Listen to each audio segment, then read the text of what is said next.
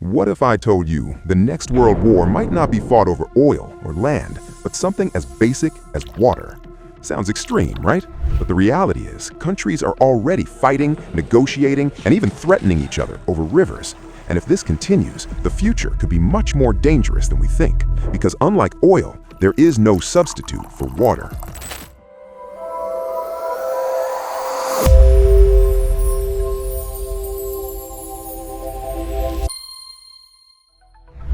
Water is the most basic human need.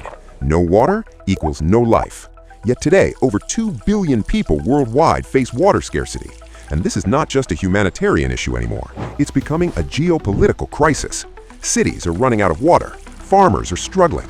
Governments are under pressure. And slowly, silently, a global crisis is building up.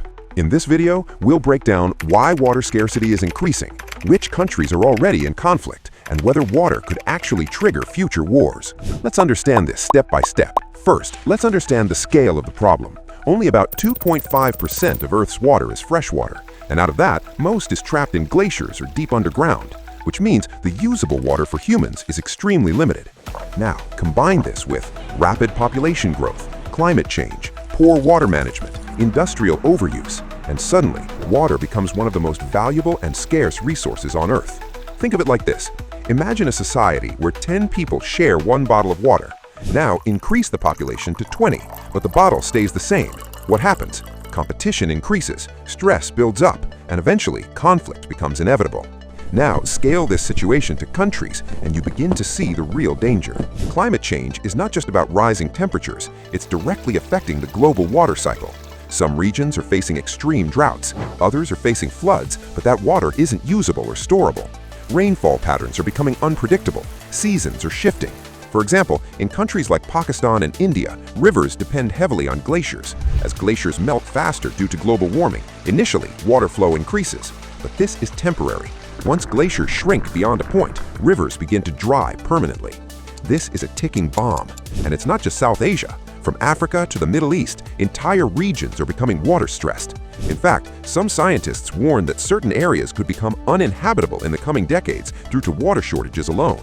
Now, let's look at real-world tensions. India versus Pakistan. The Indus River system is shared between both countries under the Indus Waters Treaty. But tensions often rise when water usage or dam construction becomes controversial. Because for Pakistan, this river is not just water, it's agriculture, economy, and survival. Even small disruptions can create massive political pressure. Egypt versus Ethiopia. Egypt is building a massive dam, the Grand Ethiopian Renaissance Dam, on the Nile. Egypt fears this will reduce its water supply, and Egypt has even hinted at military action in the past. For Egypt, the Nile is not optional, it's existential. China versus its neighbors. China controls the source of many major Asian rivers, like the Brahmaputra. This gives it huge strategic power over downstream countries like India and Bangladesh. By building dams upstream, China can influence water flow downstream, and that changes the entire power dynamic of the region. So this is not theory, this is already happening. Here's the interesting part. Water is not just a resource anymore, it's becoming a strategic weapon. Countries upstream, where rivers originate, have more control.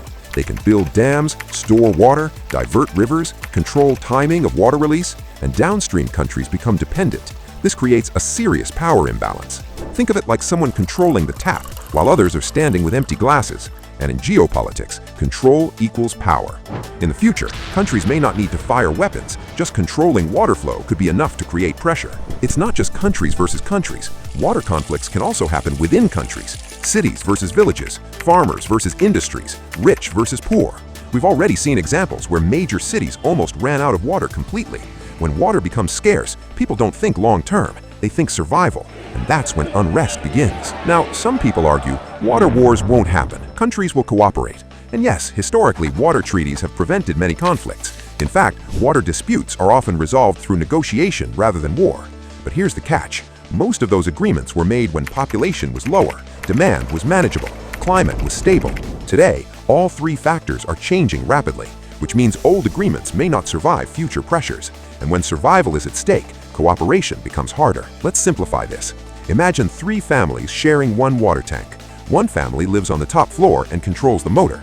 If they decide to store more water for themselves, what happens to the others? Shortage, frustration, arguments, and eventually conflict. now replace families with countries. That's exactly what's happening globally. If water scarcity continues, agriculture will collapse, food shortages will increase, prices will rise, migration will increase, economies will weaken. And when people are desperate, conflicts become much more likely. In fact, experts call water scarcity a threat multiplier. It doesn't directly start wars, but it makes existing tensions far worse. And in a world already full of conflicts, this is a very dangerous trigger. So, will the next world war be fought over water? Not necessarily, but can water scarcity trigger conflicts? Absolutely. The real issue is not just lack of water, it's poor management, inequality, and politics. The good news is, this crisis is still preventable. With better policies, smarter technology, and international cooperation, we can avoid this future. But if we ignore the warning signs, water might become the most dangerous resource of the 21st century. If you found this video informative, share it with others, because awareness is the first step towards change. And let me know in the comments, do you think water wars are inevitable or preventable? Thanks for watching. See you in the next video.